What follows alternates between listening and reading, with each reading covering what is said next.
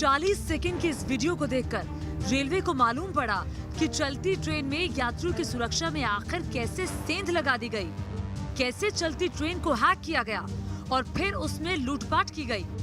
क्योंकि रात के वक्त ट्रेन के सभी दरवाजे अंदर से लॉक थे और अंदर गहरी नींद में सो रहे यात्री भी पूरी तरह से सुरक्षित थे।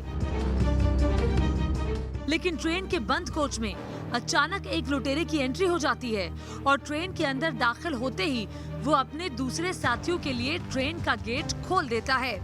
और फिर जो हुआ वो और भी हैरान करने वाला है। यात्रीगण कृपया ध्यान दें। देखिए, सीसीटीवी फुटेज में वक्त तड़के 3:06 हो रहे हैं। तभी चाकू लेकर एक लड़का किसी हिडन रास्ते से ट्रेन के अंदर घुसा। अंदर आते ही उसने एसी कोच के अंदर का दरवाजा खोल दिया और फिर गेट खुलते ही उसके दो और साथी धड़ाधड़ ट्रेन में घुस आए। ये तीनों एसी बोगी के अंदर घुसे और महज 30 सेकंड में लूटपाट करके ट्रेन से उतर गए।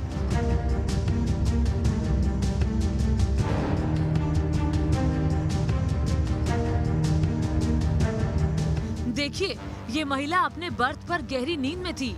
उसी दौरान लुटेरों ने उसका पर्स लूटा। बदहवास महिला अपने पर्स के पीछे दौड़ी, लेकिन लुटेरे तब तक उसका पर्स लेकर ट्रेन से उतर गए। वारदात बीते 26 जून की है। लूट इंदौर के पास मक्सी रेल लाइन पर हुई। लुटेरों ने जयपुर हैदराबाद एक्सप्रेस और दूसरी ट्रेनों में लूटपाट की वारदात को अंजाम दिया। कृपया ध्यान दीजिए। अब सवाल ये है कि जब एसी ट्रेन का दरवाजा अंदर से बंद था, तो फिर पहला लुटेरा ट्रेन के अंदर कैसे दाखिल हो गया? आखिर चलती ट्रेन को लुटेरों ने कैसे हैक कर लिया? कैसे चलती ट्रेन को अपनी सहूलियत के हिसाब से लुटेरों ने रोका और उसमें लूटपाट की? इन सवालों का जवाब बेहद हैरान करने वाला है, क्योंकि अब तक रेलवे की सुरक्षा में ऐसी सेंध पहले कभी नहीं लगी थी। फिर हमने अपने आसपास के जो राज्य है वहाँ से पता किया, तो वहाँ भी इसी तरह की घटनाएं, सिग्नल को लाल करके इस तरह की घटनाएं घटित हुई थी। तो हमने उससे कोरिलेट किया और कि जैसे कि घटना हुई थी आबू रोड पर, उसके बाद भरूच में, उसके बाद वापी में, फिर औरंगाबाद के नंदुरबार में, फिर मक्सी में, और नेक्स्ट डे कोटा में हुई थी घटना। मतलब हमारी घटना के नेक्स्ट डे कोटा में हुई थी। तो ये हम लोग इस बिंदु पहुंचे कि यह कोई ना कोई गैंग ऑपरेट कर रही है। लूट का पूरा सीक्वेंस समझिए। लुटेरों ने पहले रेलवे के सिग्नल को हैक करके लाल किया, जिसके चलते ट्रेन वहीं रुकी जहां लुटेरे उसे रोकना चाहते थे। रात के वक्त लुटेरे ट्रेन के हिडन रास्ते से कोच के अंदर दाखिल हुए और फिर एसी कोच के अंदर लूटपाट की वारदात को अंजाम दिया। इसके बाद वो कार में सवार होकर सड़क के रास्ते भाग निकले।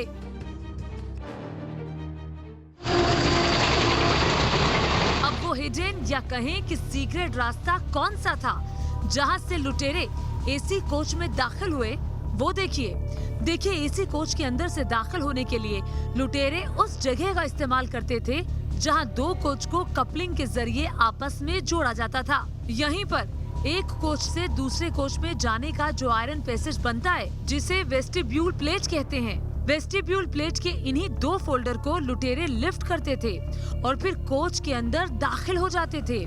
इस काम का जिम्मा गैंग के सबसे दुबले पतले सदस्य के पास होता था, ताकि वो आराम से इस पैसेज के जरिए ट्रेन में दाखिल हो जाएं। इस सीक्रेट रास्ते से ट्रेन में दाखिल होने के बाद वो अपने साथियों के लिए गेट खोलता था और गेट खुलते ही बाकी लुटेरे ट्रेन में घुसकर लूटपाट को अंजाम देते थे। इस सीसीटीवी वीडियो को गौर से देखिए। ट्रेन का गेट अंदर से खोलने के बाद पहला लुटेरा बर्थ की ओर नहीं जाता, बल्कि ये वापस उसी रास्ते से बाहर निकल आता है जहां से ये ट्रेन के अंदर दाखिल हुआ था।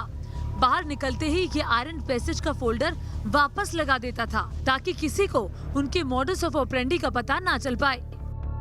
दो डब्बों के बीच में जो कैपलिंग है जोड़ती है, उसमें जगह रहता है। जब ट्रेन रुक जाती है तो उसमें से एक दुबला पतला व्यक्ति अंदर एंटर करके फिर गेट खोलता है और फिर वो वहाँ तक कुछ भी ऐसा इलेक्ट्रॉनिक सामान वो लेके नहीं गए हैं। इंदौर जीआरपी की गिरफ्त में आए गैंग के इन 4 सदस्यों ने ये भी खुलासा किया कि ये जहां चाहते थे वहां ट्रेन को आसानी से रोक लेते थे। लूट के लिए ट्रेन रोके जाने का तरीका और भी चौंकाने वाला है। बताया जा रहा है कि लुटेरे किसी खास सिग्नल को रेड करने के लिए आसपास के ट्रैक में गड़बड़ी करते थे। ये लोग सिग्नल के पास पटरी के गैप में छेड़छाड़ करते थे, जिससे कि उस रूट का सिग्नल रेड हो जाता था। सिग्नल रेड होते ही ट्रेन रुक जाती थी और लुटेरे लूटपाट को अंजाम देने लगते थे। तो सिग्नल के लिए जो